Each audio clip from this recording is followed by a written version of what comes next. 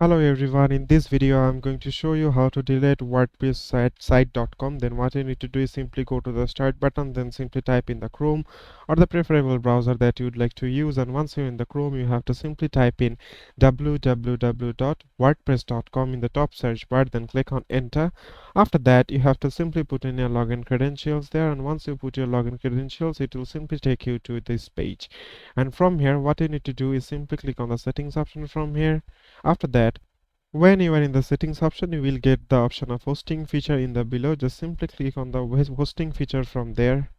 Once you're in the hosting feature, you will get this page here, and what you need to do is simply click on the settings tab from the top navigation bar. Once you click on the settings option, you have to scroll down and you will get the option of delete your site permanently. Just simply click on this option. After that, it will simply take you to here. Here you can see that the confirm site deletion is irreversible and will permanently remove all site content.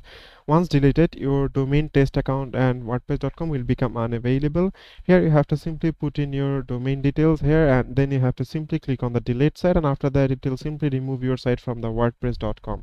So it is as simple as that, guys. Thank you very much for watching this video.